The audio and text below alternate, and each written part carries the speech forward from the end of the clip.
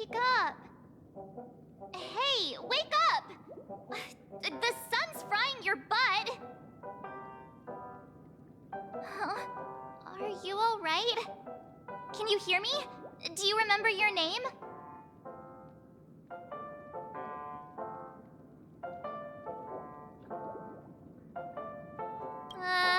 Kind of. It was General Qing Yuan who helped us shoot it down. In any case, since you remember what happened just now, well, that's put my mind at ease.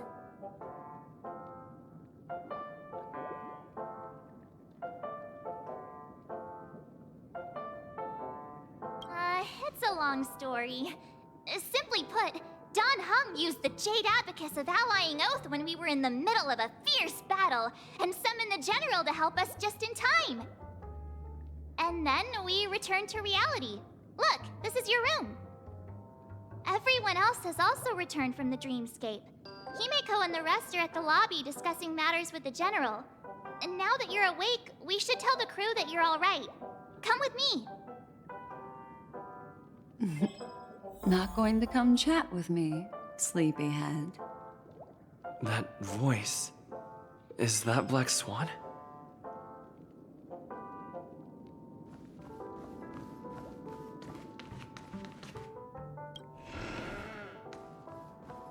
Hey, where are you going?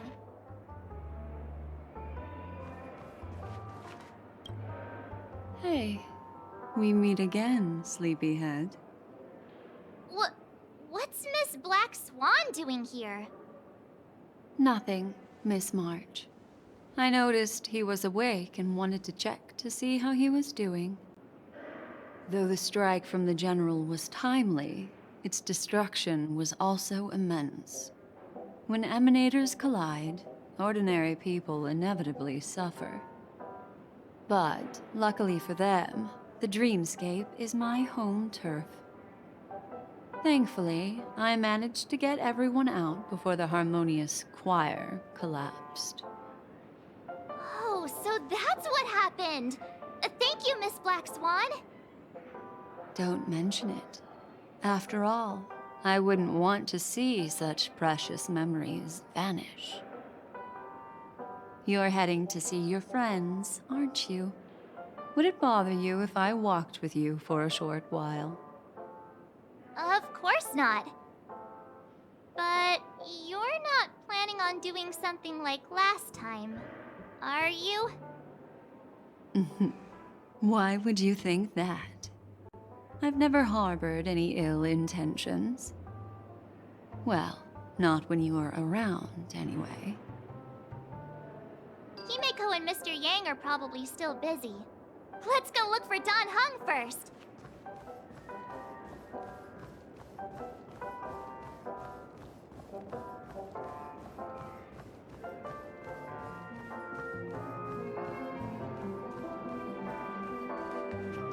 Look, he's still talking to that cowboy.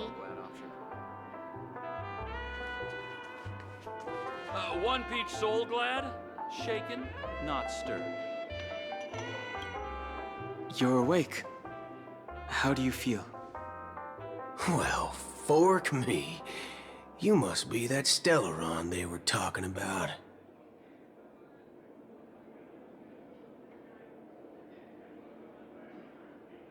I didn't mention anything to him. Partner, you got it all wrong. I heard it straight from the memo keeper. Allow me to introduce him to you. This is Boothill, a Galaxie Ranger.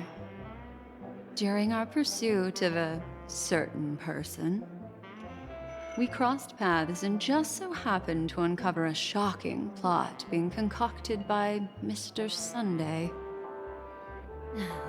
Which is why we sought you out, to help the Astral Express save the world together. No need for thanks. The Galaxie Ranger's principle is correct every injustice one sees. That's how you lot in the Xianzhou put it, right, Don Hung? More or less. Wait, hold on a sec. This is the first time I'm hearing about this certain person. Who are you chasing? And why would that lead you to the Express? Good question. It's, who was it again? Don Hum. Do you remember? No, that ain't it. I just can't seem to recall. Weird. My neurochip hasn't registered any malfunctions. I can't seem to remember either. What's going on? Heck. Forget about it. If it slipped all our minds, reckon that person was just a minor scoundrel. Unimportant. Ain't gonna stop us from piecing together the story anyhow. Yes. When the dust settles, I'll just think of a way to recall it in the memory zone. Everyone, let's hurry up and look for Miss Himiko, shall we? He's now a minor star on Penacony, and the entire hotel's concerned about his well-being. You're right. Let's head to the lobby then.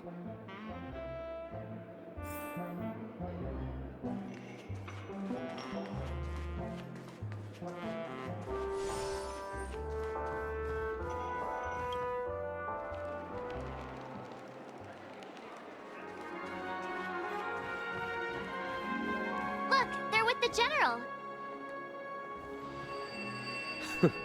That's all right. In these times of conflict for the sake of utmost safety, it is only right that the Alliance steps forward to mediate on behalf of the Astral Express. We must not allow you to take unnecessary risks. Furthermore, despite the IPC's eagerness for success, it prioritizes peace above all. And the family, trapped though it may be, professes a desire for harmony. The Alliance has always won people over with reason. I firmly believe both parties can indeed put aside their differences and come to a peaceful agreement. The General possesses a deep understanding of the greater good. With the Cienjo Alliance mediating, peace for Penacony is within reach.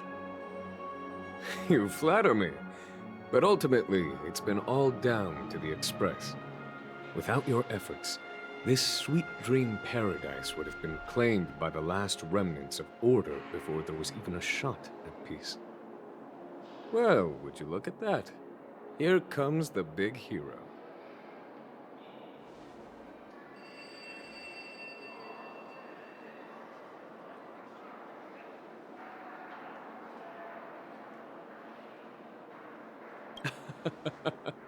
If it isn't the galactic baseballer, a true hero who dares to take action. Are you okay? I heard you couldn't wake up. Are you feeling unwell? Don't worry, Mr. Yang. There is nothing wrong with him. He practically burned through a lifetime's worth of jokes on the way here. What about you, Mr. Yang? I heard that even Miss Robin wasn't spared. And that guy locked you both up. It's a long story. But at least Mr. Sunday took it easy on us. He used an ability called tuning to connect our consciousnesses with his. In other words, he imprisoned us within his consciousness. Thanks to General Jing Yuan's destruction of the Harmonious Choir, we were able to escape. He used that tuning on us too.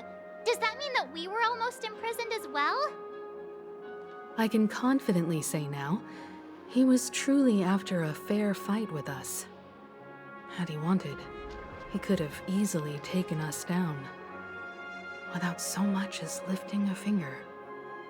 Speaking of the Oak family head, where is he now? It's complicated, but in a nutshell, he's now the former Oak family head. The IPC has named him the key figure in the family's Penacony split, citing a threat to cosmic peace. He must represent the family and answer for the unrest caused. His trial is set to take place at Pier Point. The family quickly labeled him and the remnants of the Order as enemies, declaring the turmoil an internal rebellion. This move effectively barred the IPC from intervening in family affairs on both moral and rational grounds. Everyone really has their own agenda, after all. Then, what's going to happen to Miss Robin? She and Sunday won't be able to deny their involvement in the Charmony Festival. They're siblings, after all. Why the sigh, General? I can only say that this incident is an unexpected mess for the girl. The Alliance will try to persuade the family to consider this matter carefully during mediation. It's time, everyone. The IPC's key members and I have agreed to consult one another before the upcoming negotiation. Do any of you wish to sit in? Given the General's invitation and the matter's significance to the universe, the crew will naturally accept. However, if the IPC has any reservations... Why, of course you're welcome. They've mentioned that your team is a trusted ally of the IPC in Pentaconi, so there's no reason not to welcome you. Besides, if there can be reliable observers from the Astral Express present, discussions will go more smoothly. So, what do you all think? Well then, we shall oblige. I'm kind of allergic to those types of situations. I think I'll just head back to my room and start packing. Not to worry. Himiko and I will take care of things. I'm afraid I'll also have to return to the Express first. The conductor is worried about us. It's best I go and explain the situation. Thank you. What about you, Will you join Welt and me? Or have you got other plans?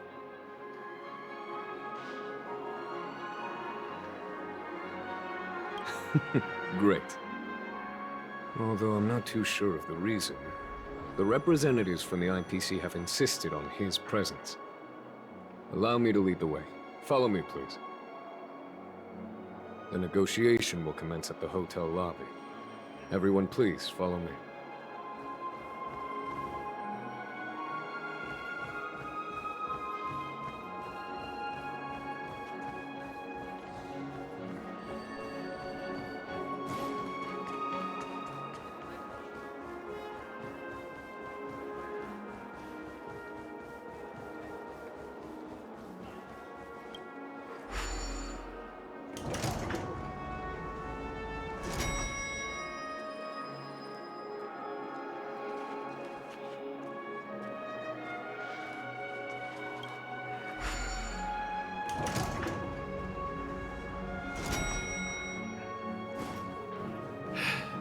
Best not to take dreams too literally.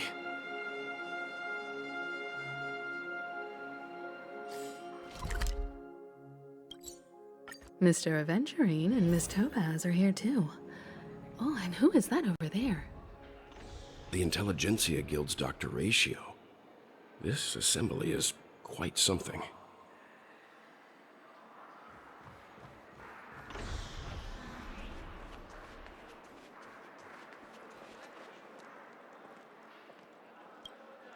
It's been a while, my Astral Express friends.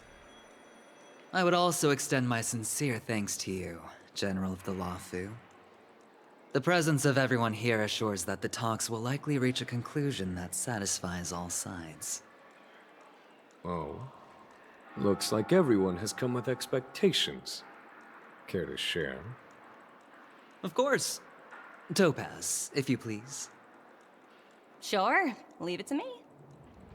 In summary, it's good news. After much deliberation from the Strategic Investment Department's Council, the absolute majority of members have agreed to the following resolutions. In light of long-term considerations for interastral peace, and by authority of Pierpoint HQ, the Strategic Investment Department, on behalf of the Interastral Peace Corporation, will permanently relinquish its claim on Pentaconi sovereignty and offer unconditional support of the family's rebuilding efforts on Pentaconi. Now that's something. All in the name of peace. That's our motto. Has the IPC finished sharing all its thoughts? Then it's our turn. The Guild, much like the Genius Society, has taken a keen interest in the recent calamity in Penacony. Ultimately, both parties have agreed to a comprehensive collaboration, offering technical support for the reconstruction of Penacony. The floor is yours for the finer points, Mr. Screwlum. Enlighten us, please. Organic life's unrelenting search to understand the realm of inner spirituality is something I both admire and envy. Inorganic life has no mechanism to evoke dreams. But when my mechanical impulses are activated, my inspiration circuits will start to operate, and I will enter a state defined as imagination. Every time, within the realm of imagination, there emerges a fire from the shadows. It is warm, bright. I frequently ponder this flame might represent the essence of intelligence. A cluster of inspiration ignited by high temperatures. The future direction of the universe may well lie within it. Alas, they are nothing but projections of my thought system to me. Desired, but unattainable. But after learning of Penacony's accomplishments, I have come to realize that the flame is not beyond my grasp. After deliberations with my partners, we have decided to defer the progress of the Simulated Universe project, and instead assist the Intelligentsia Guild as technological consultants in the research of the Dreamscape and Memory Zone, so that these assets may be better used to serve humanity. Not only that, we've also established contact with the Garden of Recollection through the IPC, and they've pledged their support for our research endeavors. I'm truly happy for the Dream Chasers on Penacony. The cosmos' brightest and, let's admit, dimmer intellects are now at their service. But, never mind. At the end of the day, this is a positive outcome. No wonder everyone insisted that he be there. It heartens me to learn that everyone is willing to put aside their differences for Penacony's plight. I trust that everyone will surely reach consensus in the upcoming negotiations. Looks like Penacony's future is decided. I'm wondering, is there anything else the crew is concerned about?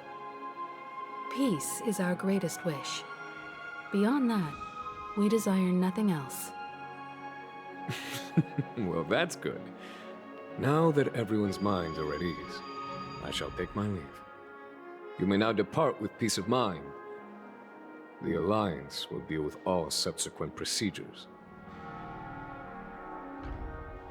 If that's the case, it appears that we have nothing else to worry about on Penacony. Looks like it's time for us to embark on a new voyage. Sounds good to me. You two head back to the Express first. I'll pick up March and deal with the checkout procedure. Oh, also, Miss Black Swan, you have a matter to discuss with me, yes? Nothing escapes your attention, Miss Navigator. You've been with us this whole time, huh? In any case, he and I will be waiting for you and March on the Express. Let's go. Our time on Penacony has come to a fruitful end. Penacony's journey ends here. I guess it was pretty fruitful.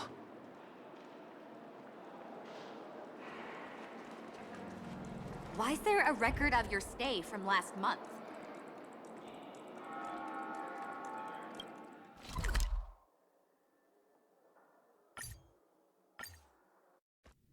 The navigation meeting is about to start. We're all waiting for you. Ahem. Looks like everyone's present. Let the navigation meeting commence then. This a meeting to decide our next stop? How we doing this? A show of hands. Hold your horses, cowboy. It's for those to decide.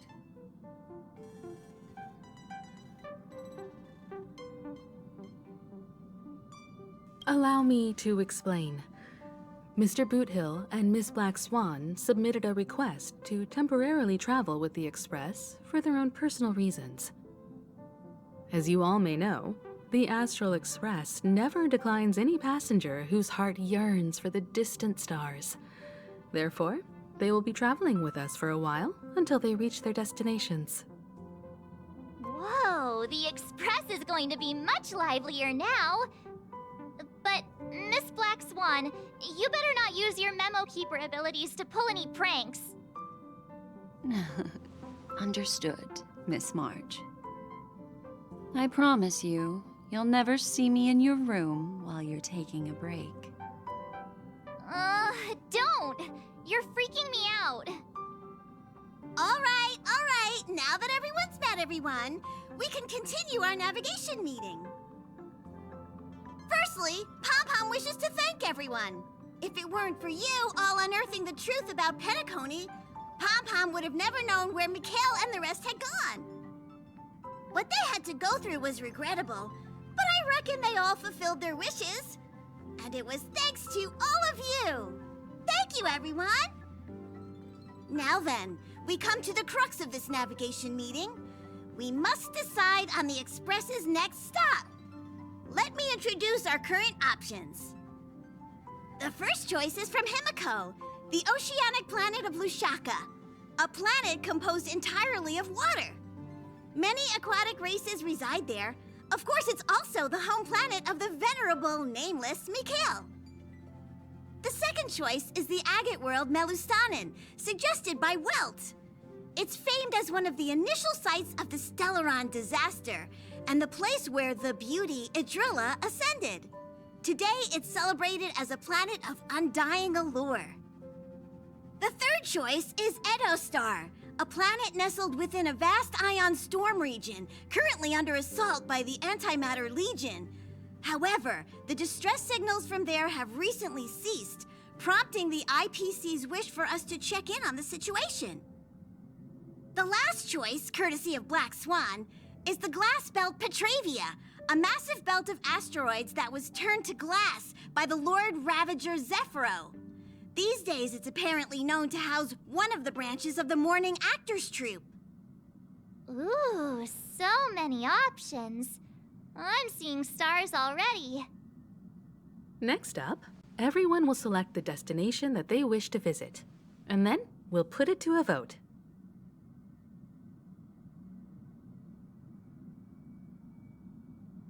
Though the fact that the distress signals have ceased means we're probably too late.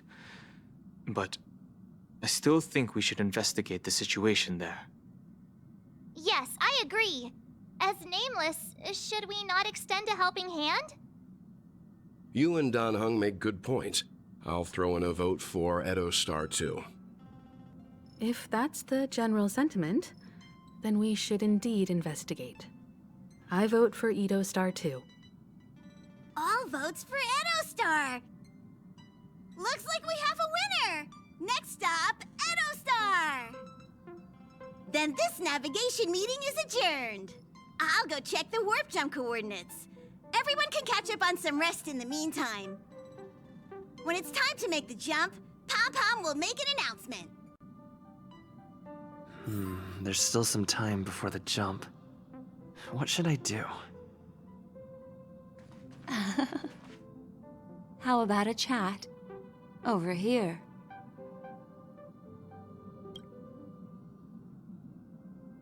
Oh, you're here. Seeing your reflection among the stars in the porthole really does seem somewhat surreal. How about it? This journey of beautiful dreams. Was it to your liking?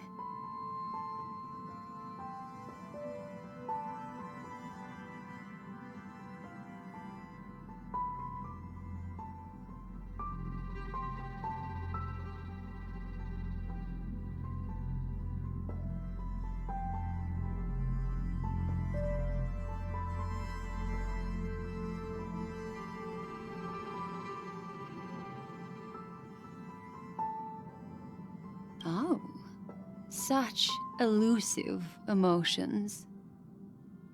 I've never encountered memories quite like this before. It stirred my curiosity. So, how about you hand that small parting gift back to me?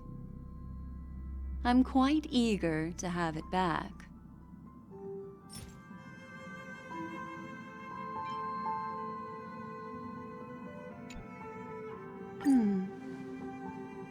Oh?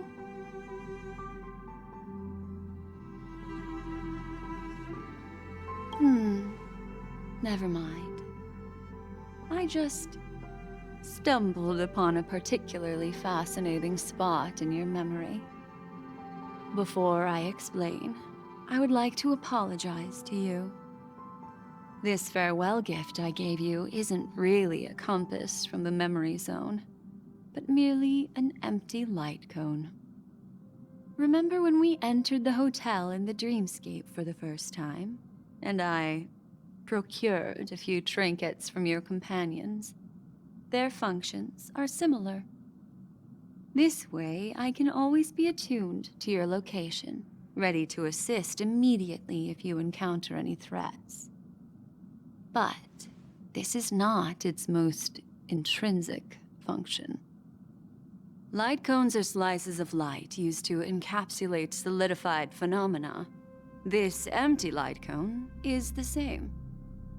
It can etch your memories in their most vivid form, and then allow me to admire and manipulate them, turning them into unique mementos.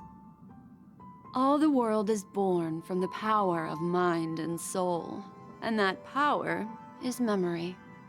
To prevent ourselves from being forgotten by the world, we must make the world remember us, or use our memories to recreate it. Life, seemingly vast, offers but a scant collection of impactful memories. Some joyful, some sorrowful, some light, some heavy. But you are different. Memory is a reflection of the future. Within that reflection, I see your unparalleled worth. You have the power to craft memories that can captivate the world. Your memory can illuminate the universe's future path. And that memory will be as scintillating as the star clusters you see in this porthole. Precisely. But do you know the deeper meaning behind it? The reason is simple. In this grandiose and ostentatious dream of the families, only you personally experienced the entire course. Patience, my friend. I will reveal the answer to you, but that time is not now. Turn around and take a look at your friends. Every one of them is reveling at the arrival of their next destination, all filled with hopes and expectations of their own present and future. Revealing everything at this moment would be a bit of a buzzkill, wouldn't it? I'm looking for an opportune time, a time when you're totally at ease. Perhaps when the night grows hazy and you're about to drift off would be the most opportune. How about one fine night? I will prepare the candles, aromatics, and even a cushy couch to create a cozy dreamland for you. And then I will tell you the answer in the form of a little bedtime story to lull you to sleep. Hi! Hello! Attention all passengers! The Express is about to make the jump! Please be seated and hold on! It looks like we're finally about to set off. There are countless gleaming memories out there waiting for us. Why don't we just leave it at that for now? Ah, that's right. As a small token of compensation for playing that little trick on you with the empty light cone, I will gift you with some words. They hold great significance to me. Life is akin to a winding labyrinth where memories serve as our sole companions. You'll remember these words dearly, won't you? In the year 2158 of the Amber Era, the first year of the new epoch, the universe resumed its intended trajectory. The kindling of conspiracy smoldered in Penacony, the land of the dreams. Failing to erupt into a blaze, it instead flickered briefly on Klapoth's anvil, before vanishing in the blink of an eye. The dead and those fated to die remain in their eternal slumber, while the living find solace in deep sleep. All clamored in a cacophony of silence, and then went about their own ways. The cosmos emanated a vitality characteristic of a new era, all for the modest price of a brother and sister's mild grief. Babies are born as stars extinguish. The silver rail unfolds. The story of the Astral Express comes to a close, yet it also embarks anew. Time marches forward, heralding the arrival of a new chapter in the history of trailblazing expeditions.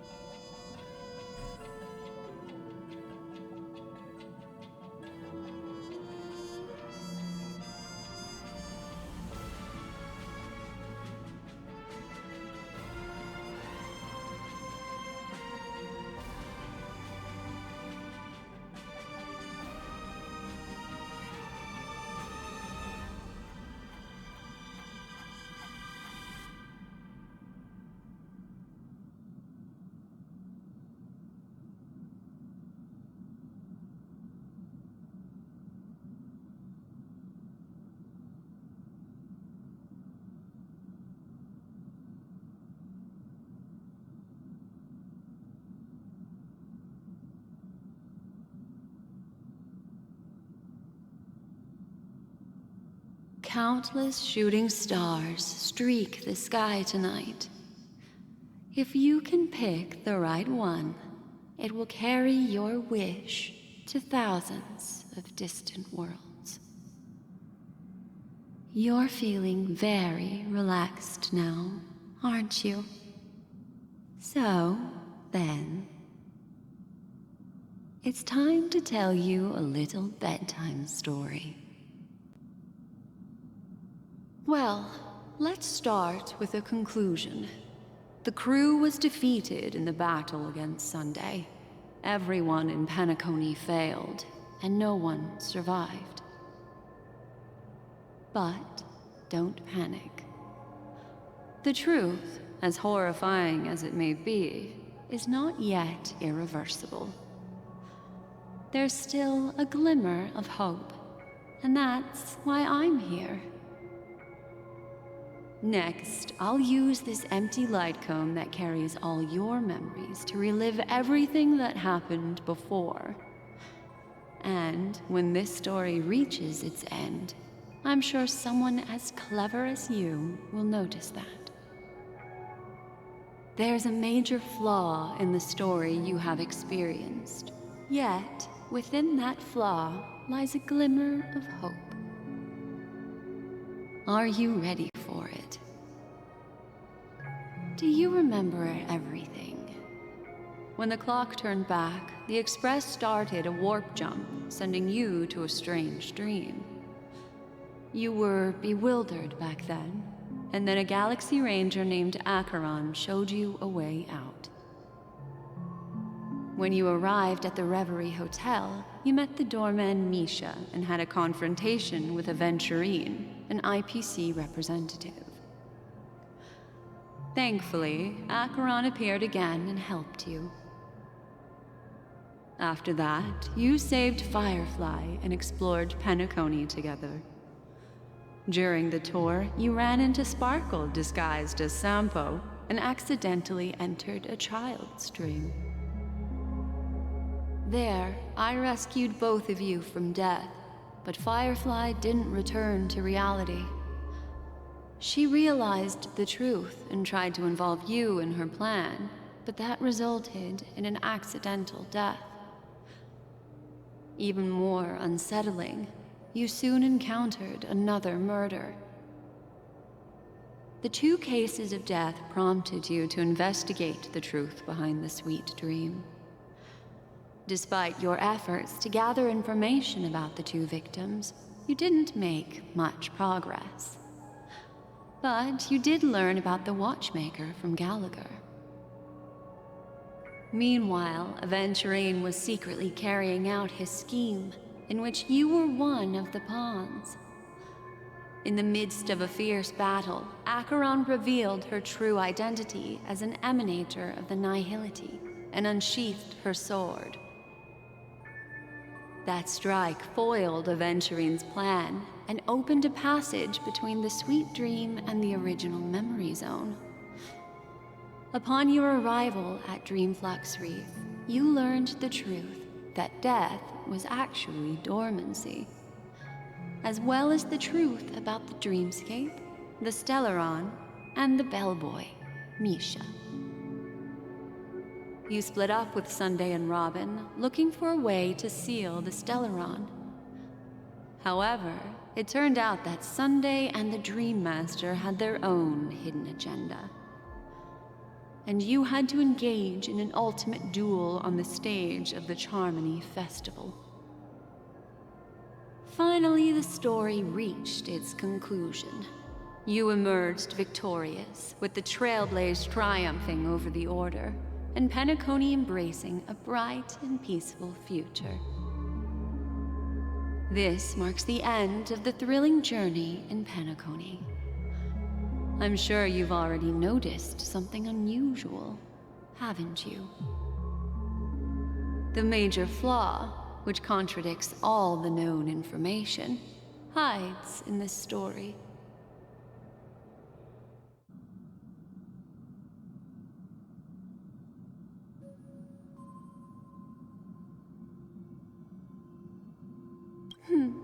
Little Misha. Or should I call him the Watchmaker? He's only a segment of memory in a dream bubble, but his ambition for the Trailblaze led him to leave the bubble and embark on a grand adventure in Penacony. While Misha is a rather special memory zone meme, and he was granted power by the Trailblaze, there's still one thing that he shouldn't be able to do. A life born in the memory zone could never manifest in reality. So, why did he appear in the Reverie Hotel in reality? The answer is simple. He is the one fatal variable that contradicts all our known information. This means that you, who wholeheartedly believe in this memory, are still trapped in the dreamscape at this very moment. Wake up, sleepyhead. Break free from this eternal dream and return to the real world. We'll find our answers there.